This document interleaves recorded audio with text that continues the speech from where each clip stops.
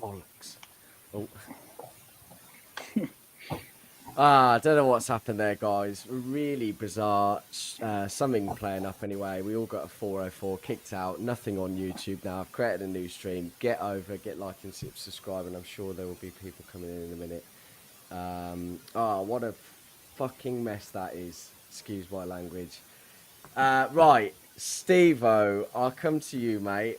Just as you came in, maybe it's your fault. I'm going to blame you as we don't see you very often. But I hope you're well, my man. Thanks very much for coming on. I can imagine you're probably the most frustrated, really. I thought you were far better on the day, to be honest with you. And I think, as Freddie mentioned earlier, coming away with a point from United is a better result for us, I think.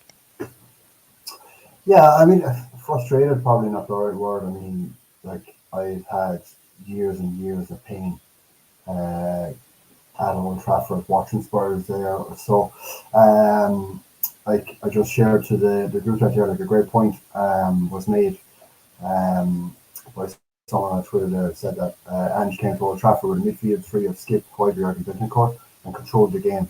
Injuries impact quality, not identity. And that's kind of what I think a lot of Spurs fans will take away from today's game is that despite maybe drop in quality with the injuries that we have, we still kind of played our game, played our way. Like to come away from Old Trafford with like 60% possession, like it's like something that's unthinkable for me, who grew up say supporting Spurs in the early '90s and seeing United win everything all around them. Like Yeah. Neville made a point towards the end of the game where he said that similar about United's kind of lack of an identity or style, that when it gets to late in the game like that, when you don't have that, it all starts to get a little sloppy and messy. And you kind of see that in the United players too, how they were just looking to try and just get the ball to somebody in the red shirt. Um, whereas if you saw Spurs players, they were still looking to make the forward passes, the progressive passes that they've been making all game. So, look, I do feel with if you look at the stats of the game, yeah, I'm disappointed that we didn't come away with a win, but based on historical games at Old Trafford and with the players that we are missing coming away there with a point, I'll take that. Yeah, absolutely. I think at half time when we went in at 2-1, I was a bit concerned about losing that record we got, obviously being in front and then you getting a goal immediately. I was, a bit worried and concerned about that. Yeah, guys, don't know what happened with StreamYard. Yeah, a few of you come back in, obviously, and I appreciate you coming back, get like and get subscribing and all that jazz.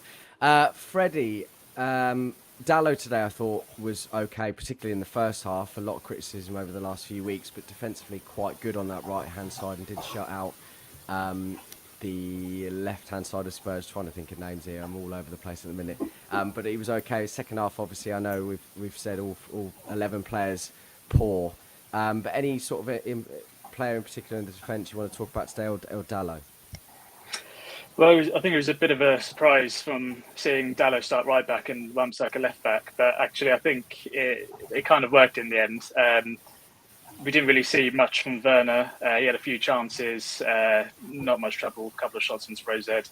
And Brennan Johnson on the right for them. I think Wan-Bissaka did a very good job on him. He had no threat whatsoever. So the fullbacks, I think, did okay.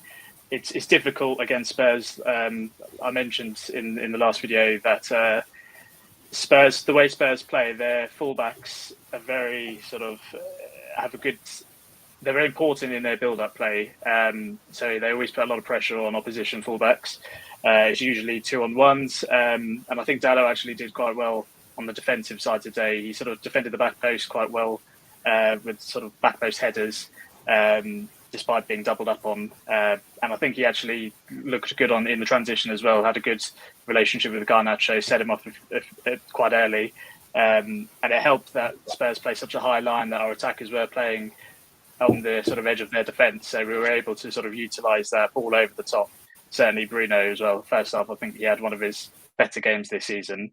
But the centre backs, I think, when Maguire doesn't play, I think Stu alluded to it in the first or previously, we just look so susceptible from corners, and I don't think it's any coincidence that with Spurs' ability, or Pedro Porro's ability, to just put it in the same spot every single time, right on top of Onana, we just looked like conceding every single one. And then Richarlison's first goal, it was exactly from that. So I think the defence were okay today.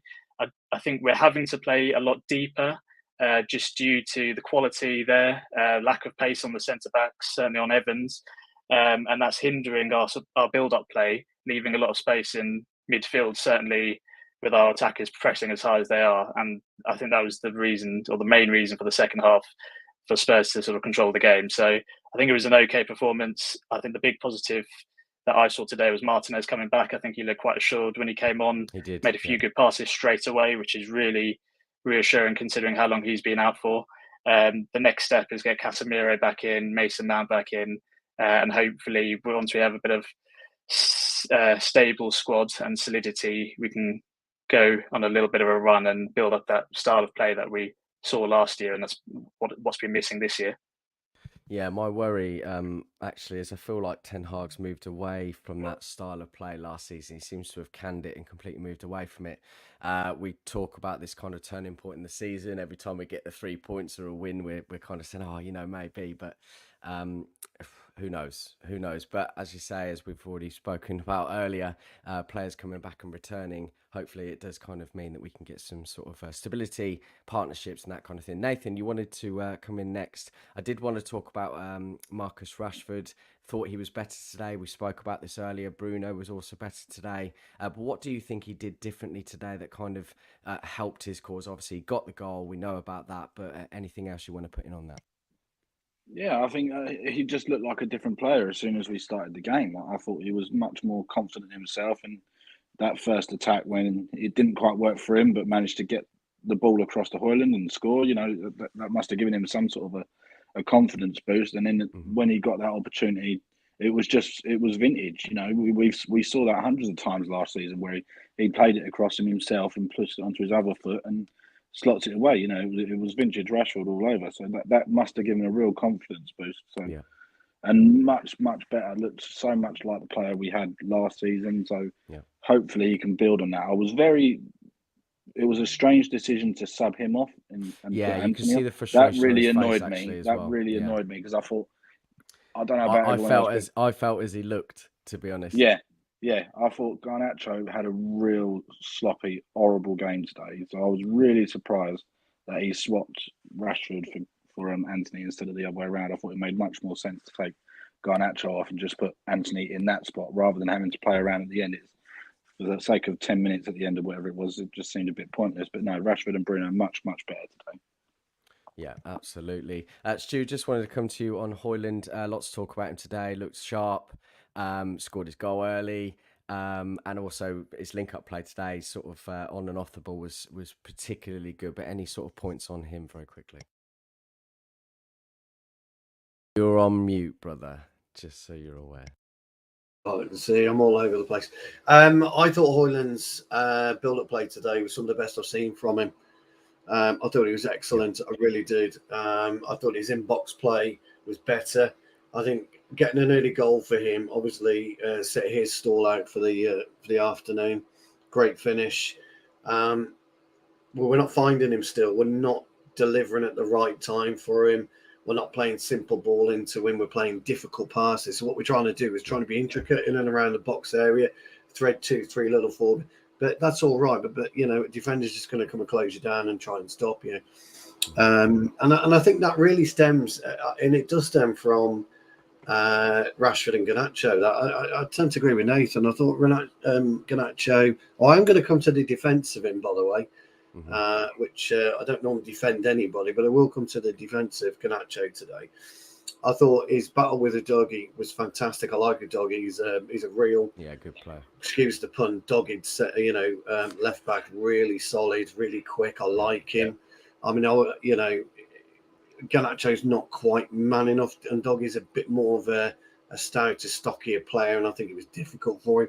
But here's the thing about this for me. We're talking about Dalot when we're talking about Wan-Bissaka. If Wan-Bissaka had been across, you would have found a lot more support for Garnacho against Ndogi. I think it would have been Garnacho would have had an ally. Dalot doesn't provide an ally, and I think he suffered from it. Moving on from that, if Garnacho's got a little bit more space, a little bit more time, and Wan-Bissaka can occupy Ndogi or somebody in and around him, it then gives Garnacho that space. And I think Garnacho would have had a better game if he got the space. Credit to Ndogi. I thought he was tremendous. I thought he was great. That and then strangled and suffocated Højlund towards midway through the second half and the first half, by virtue of the fact that whenever we did get the kind of space or break of the ball, it was we were just trying to be a little bit too intricate. But I thought he had a brilliant game, Højlund. We've got a real player there. I think maybe in 12 months' time, you're going to see a more clinical striker. I do like him. I thought his finish today was superb. So, an interesting game for Højlund. I'd still be frustrated if I was him, and I think the coaching staff and Ten Hag have got to do better for him, as well as the players got to do better for him as well. Mm-hmm. Yeah. Vicky, I just wanted to talk about Kobbie Mainoo. I know, obviously, 18 years old, nearly 19, very, very good player. I thought particularly in the first half, held the ball up well, very technical. We talk about this every week, but there's a couple of times when he sort of received the ball, got into the space to receive it and kind of shrugged a couple of Spurs players off. And I really like that about him. I think there is a concern by a lot of fans that why he's starting, but I think that's quite clear that, with the players that are out at the moment. But what did you make of his performance from him today?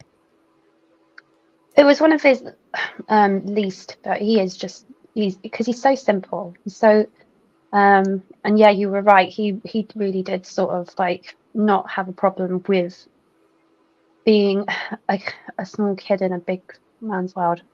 No, don't listen to me. I'm not very well today. Big fish in a small That's fish in a it. big pond, is it? One of them, I can't. Thank I don't know. you. It's One of them. We've had a nightmare today, haven't we? But go on. Yeah, and yeah, but I really felt that I felt like the time he comes down is when McTominay comes on, because then he's having to cover so much space. Yeah. But other than that, agree with that. We've seen that in the last two games, really. McTominay come on in two games, not against Wigan, but I'm talking about the game before that, whoever that was against now. But when he comes on, there seems to sort of create a huge space between them, as we spoke about earlier. Steve, want to come to you on Bentancur, actually. I think you were a bit concerned at the beginning of the game, obviously with Skip, Højbjerg. I rate Højbjerg. We've had this conversation before. But Bentancur, for me, I think was probably man of the match. Very, very good. Very unfortunate with the yellow card, I think, in the first half. But yeah, your thoughts on that midfield three for you today? I thought they were very good. A little bit wasteful, I think, second half, maybe a little bit, but very good on the whole. When I saw the lineup, it terrified me, to be honest. Just because I think everything that has been good about Spurs this year has kind of hinged on Sarr, Bissouma early on in the season. Sarr has the legs just to carry the ball, and the distance he can cover with the ball, he's progressed. Our game forwards is so good, and Skip and Højbjerg don't really have that either. Højbjerg, I thought a lot today when I got. There was one where he played the ball to Werner, which was a really good pass from that side. But if you watch that, Højbjerg kind of just controls the ball, takes a touch that he doesn't really have to, and then plays the ball. Whereas I feel if that's Sarr or especially Madison, that ball is played after with a two-touch pass. It's through, and I think Bentancur is easily one of my favourite players at the club today. Probably actually would have given man of the match to Richarlison. He was excellent. He absolutely worked himself into the ground the whole game. But I really enjoy Bentancur statistically, especially how he just seems to glide around. Any time when the ball is played to him, you can see him like already looking over his shoulder to see who's where and what ball to play. Whereas with Højbjerg, Højbjerg will receive the ball and then look to see where to play the pass. So that's a big difference. And at this level, I think that's the difference in quality between somebody who's a squad player at a club and somebody who, like a Bentancur or James Maddison, etc., is that like they already know before the ball hits their foot who's where and where they're going to play it. That was a big difference I felt for Spurs today, was the midfield. I think had we had, like if you look back to the game earlier in the season, the home game for Spurs, like Sarah scored as well, but our midfield, Sarah, Bissouma, Maddison, it was just so different that we progressive ball. We got a lot of possession today, but a lot of our passes were to the side or Højbjerg kicking a safe pass maybe back to Romero as opposed to looking to see can he actually take a chance. Reminds me a little bit of Matic Højbjerg actually, where he does like to play that sideways pass rather than the progressive pass, and you did see that a little bit more today, a little bit less of a transition, not as quick as a transition. What would your three main? There's a place for that in the game. Yeah, for sure. You know, who would be your main three midfielders once everyone's fit for Spurs? So like based off of what I've seen so far this season, I would love to see Bentancur, Sarr and Maddison as the three. Bissouma, who was phenomenal at the start of the season, there's a thing, and a lot of Spurs fans are saying the same. Since he got that red card at Luton, he lost a bit of an edge, and I don't know, is it just that he's afraid that he'll get sent off again? I know he picks up a lot of kind of needless bookings and that. And of course, what game was he gave away against City? He gave away his stupid pass towards the end of the game, and City scored from it. Now we went on to equalise obviously as well, but I think the matchup with the different qualities that they have, I would love to see Bentancur, Sarr, Maddison. Yeah. Maddison hopefully had a sensational few months, didn't he? I think everyone's looking forward to getting them back into their FPLs, and hopefully he makes a return soon. I'm sure that'll be a massive boost for you. Back in training and next week by all accounts. Training, there you go. And yeah, absolutely sensational. Great pickup for 40 million. Absolutely love him. Right, going to come to a couple of things that Rasmus Højlund has said, and then going to put a question out to everyone that was in the comments. Højlund said we're a little disappointed. We played a very good game. Everybody's starting to click, but then we conceded two not so good goals, especially from the first one from a corner. Our set pieces defensively and from an attacking standpoint is poor. Really frustrating. It's almost put on a plate for whoever's, especially with Tottenham. You know, got some bigger players there to attack the ball. Really, really poor today. Ten Hag has come out and said, I'm quite disappointed when you go ahead twice and then concede two soft goals. It's a bit frustrating, but you have to take it as it is. The attitude from the team was great. The spirit was great. We fought and gave everything. The fans were behind us, and I think it was a great game for everyone to see, not just for the Man United fans, because there was a great tempo to the game. It was a good game today. Senior players like Casemiro, Martinez and Luke Shaw returning. When you add that to our team, I'm sure it is a strong side. Some good points there, obviously. Right, so I just wanted to come to this. I want anyone to come in on this. Probably not so much for you, Steve, but if you want to go in, absolutely fine. Question for the panel. Why do you think Ten Hag is so short-term orientated? Why isn't he looking to implement a long-term strategy? Doesn't fill fans with confidence. We'll come to match ratings after this. Does anyone want to come in on this? Yeah, I think he does, but ultimately, given the uncertainty of just around the club at the moment, it's difficult. I mean, I don't think anyone can sort of say that he doesn't want to or that he hasn't got a strategy. But in order to implement a long-term or any form of strategy, you need the people in place. You need the right people in place. You need a coherent plan of recruitment to get the right players in place for that strategy, and we've just not had that. And that is, well, ultimately one step closer to that. You know, Jim Ratcliffe was there today. I think he said pretty much that the ratification is going to happen mid to early February. But that long-term strategy is dependent on the football structure of the club being sorted. So until that happens, nothing can be implemented. Now, it could be that Ten Hag isn't the manager at the end of the season and that the club are going to implement their strategy then. But the strategy comes from, it's a top-down thing. So if they see that Ten Hag is their manager, the owners aren't, technically Ratcliffe isn't actually part of the club. It's not been. No, He can't execute. He can advise, but he can't execute. So until they are in, until they've sat down, and I'm sure they'll make a decision on the manager at the end of the season, whatever that will be, if he's there, if they decide to part ways. I think really this season is going to be a bit of a write-off, and it's going to be at the end of the season. But you need that footballing structure first and foremost, and then we can hopefully build on that. But it's not going to be a short-term fix. Strategies can take 3-5 years, really. It's not going to happen overnight, and I think fans just need to realise that it didn't happen for City that way. It didn't happen for Liverpool. It's not going to happen for us. And actually, we're a couple of years. I'm probably being a bit prudent there, behind our rivals. So we're on the right track, but it could take a long time in order to sort of get back competing for the top honours.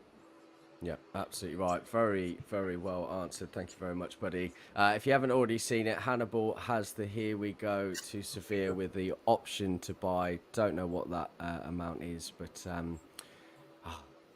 I feel like we could do with him at the minute. I know we've got players returning, but he does bring a little bit of flair, doesn't he, to that midfield occasionally, and a little bit like McTominay, but probably a little bit improved, in my opinion. Anyone else want to answer this question here before I come to the ratings? Go on, Stu. I'll just only 30 seconds. Freddie, I couldn't put it back myself, mate. We're in limp mode now.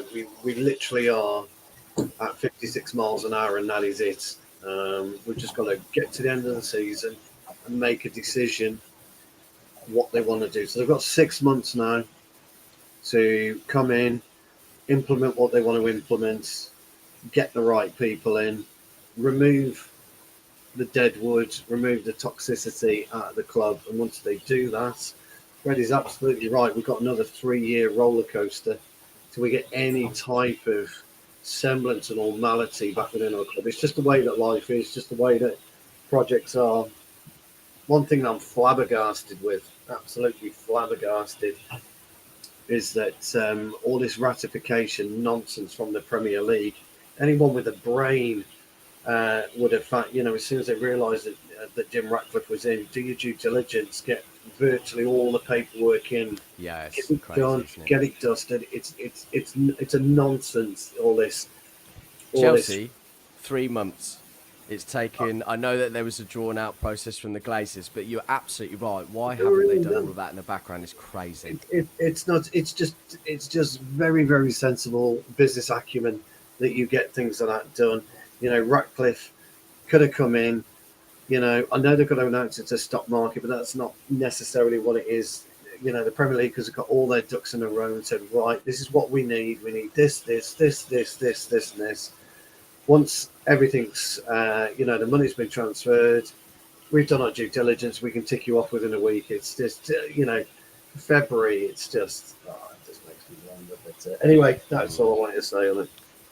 Yeah, right. Let's come to the player ratings. And Steve, I won't miss you out, my man. I will come to you in between every single one for the Spurs players as well, and make it fun. Get everyone involved. Give us your thoughts in the comments as well, whether you agree, disagree. Load you in as well, so please make sure you like and subscribing. Really important to us, obviously. So I'll come to you first, Nathan. Andre Onana, please. Well, I've got it down as between 6 and 7, so I'm going to go 6.5, just purely because he didn't have much to do. Like for actual shot stopping, there wasn't much to do. It was just unfortunate defending from set pieces and really defenders switching off for the second goal. So I would say 6.5 for that one. Yeah, fair. And Steve Vicario, I have to say, mate, really impressed with him so far this season.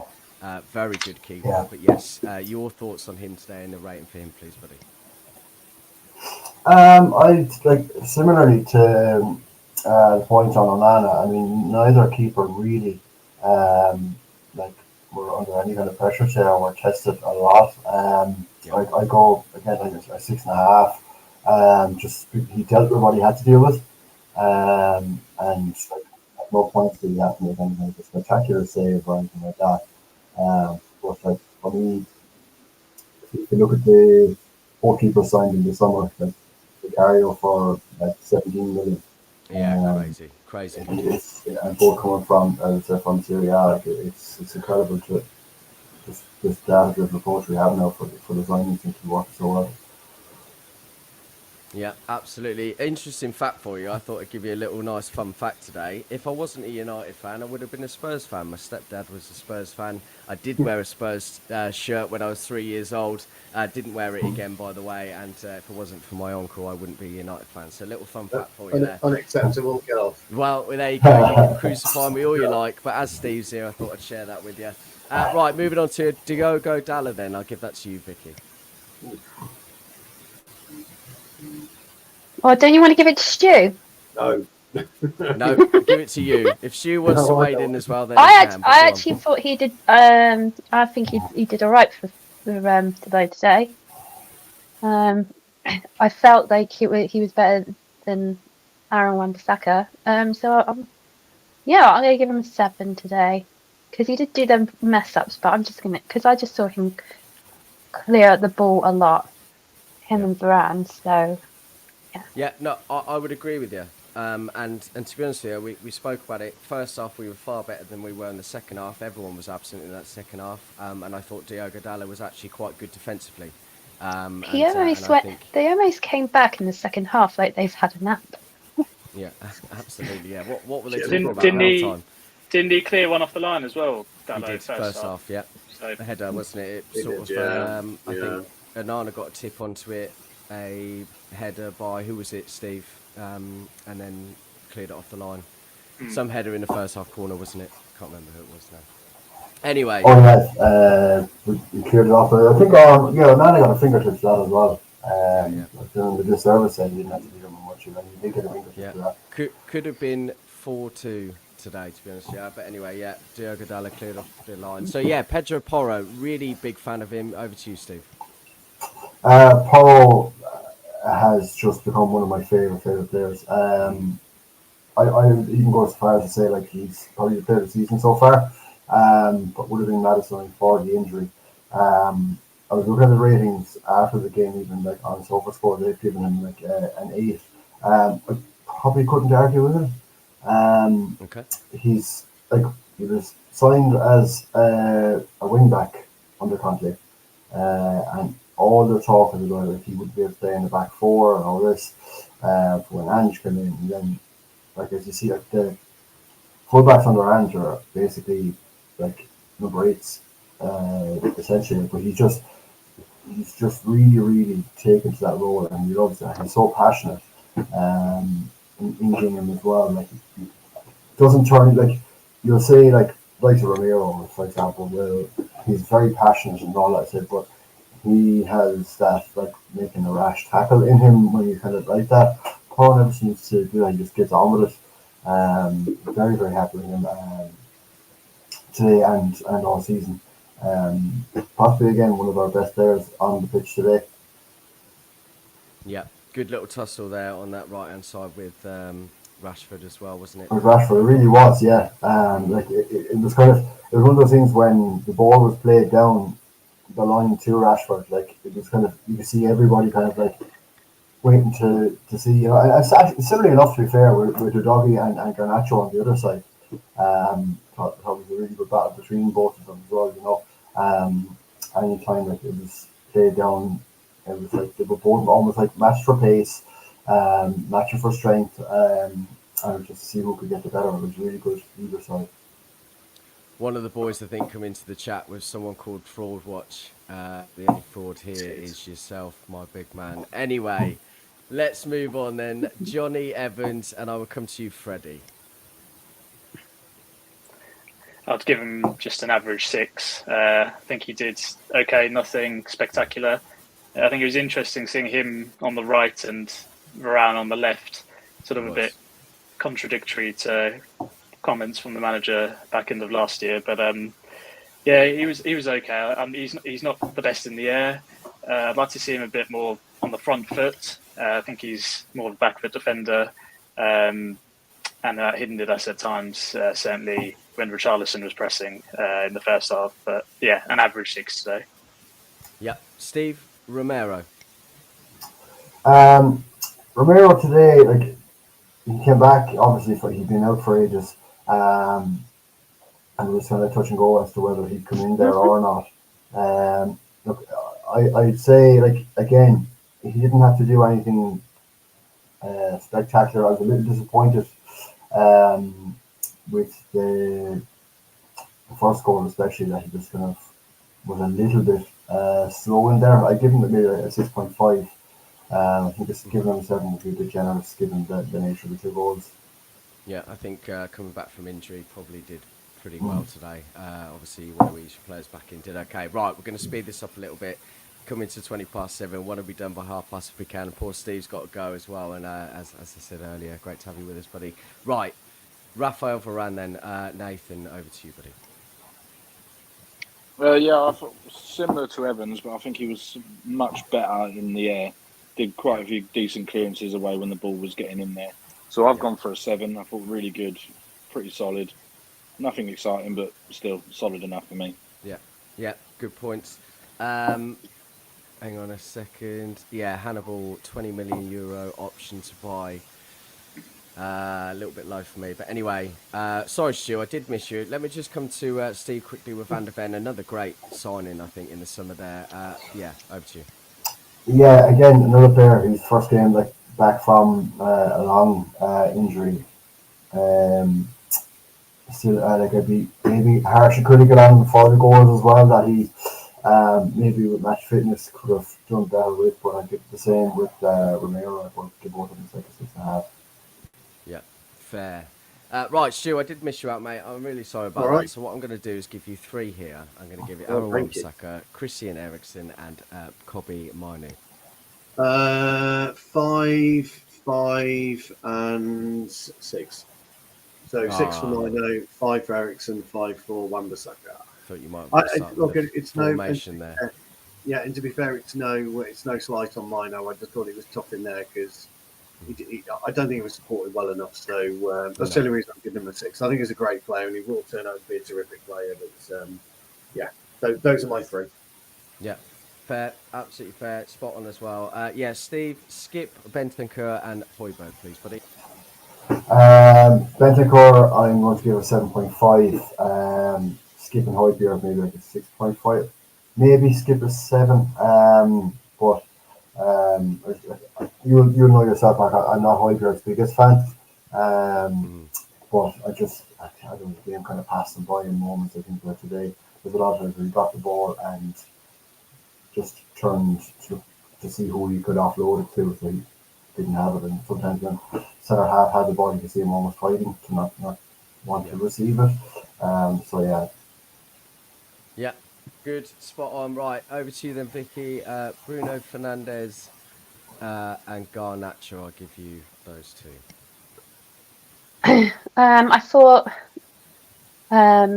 Bruno was actually pretty good today. Wasn't completely hysterical, was he? So he kept some composure. He done that pass over to Rashford before that goal was pretty good. So beautiful, wasn't it? I'm going to give. I'm actually going to give Bruno because I'm quite high up than everybody else here. I'll give him an 8. Okay.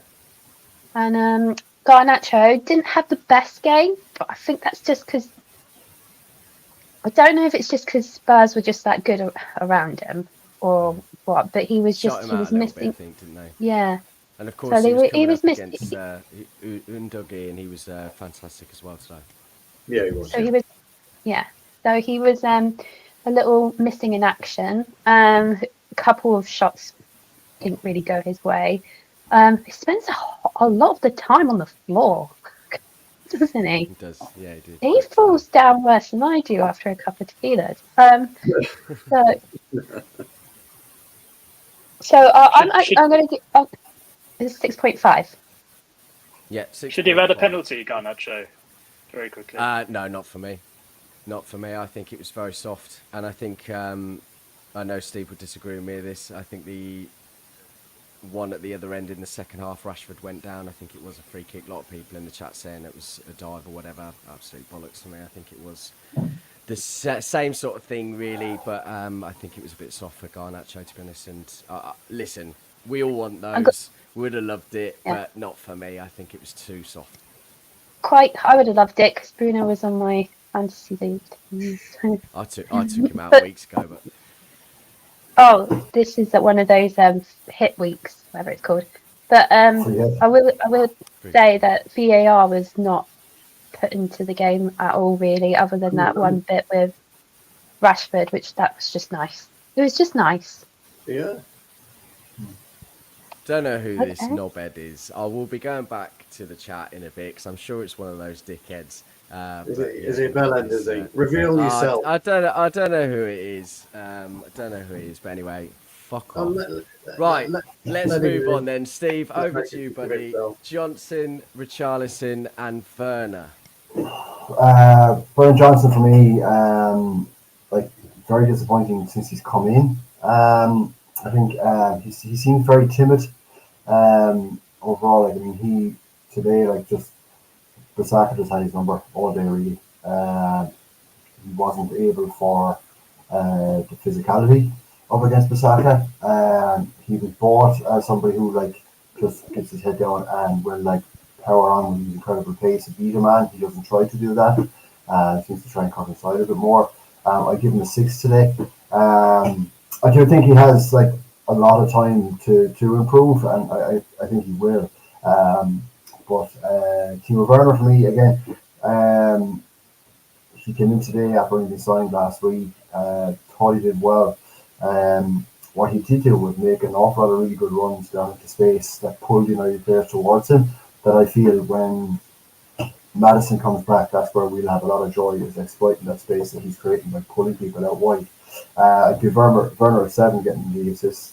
And Richarlison for me, being 8 out of 10, he's my man of the match. His work rate, he was back defending, making clearances in depth as well, like so, and getting his goal as well. 6 and 6 for him. Yeah, more goals than any else. I knew you'd get some slander in this. I'd love to get you and Will on together at some North London derby. But anyway, right. Finally, then for the last two, just want to say to everyone, obviously, there's been a few consistent viewers today. Really, really appreciate it. Of course, as always. Thanks for joining in today. Obviously, get like and get subscribing if you haven't done so already. Right. Last two from our point of view, 22 of them today, and you know what I'm like normally, guys. I'm all over the place with lots of numbers, and here we are. I've done all right, haven't I? So anyway, Marcus Rashford, then over to you, Nathan. Yeah, like I said earlier on, much better, much more of the player that we saw last season. Really confident early into the game. Disappointed to see him go off and get sort of Anthony. I think, like you said, we all had that just frustration with that particular substitution, but I've gone for an 8 out of 10. Thought he was really good, really played well. Okay. Confidence was high for him, so yeah, really pleased with him today. Yeah, much better. Lots of people still slandering him. Does piss me off, but I thought he was pretty good today, and hopefully that continues now. Over to you then, Freddie. Last but not least, of course, Rasmus Højlund. 7.5. I think it was one of his better all-round games for us. Yeah. Showed all qualities, pace, hold-up play, strength against a very good defence. Took his goal absolutely fantastically. Very good. Yeah, I think we've signed a real good player there. He needs time to bed in and develop into the player I think that we all know he can become, but profile-wise, he's a star. So, yeah, high hopes for him, 7.5. Great goal today. Yeah, and there you go. That's it. Enjoy the rest of your Sunday evening, guys. Obviously, Monday, dreary Monday, still in January, the longest month. I feel like I've been here for about 12 months now. But yeah, enjoy the rest of your Sundays. Freddie, Nathan, Stu, Vicky, thank you very, very much for coming on today. And of course, Steve, great to have you on one of mine for the first time, and would love to get you back. Thanks for having me, guys. Pleasure. You're welcome. And yeah, to everyone else in the comments, thank you very much, as I said, and we will see you next.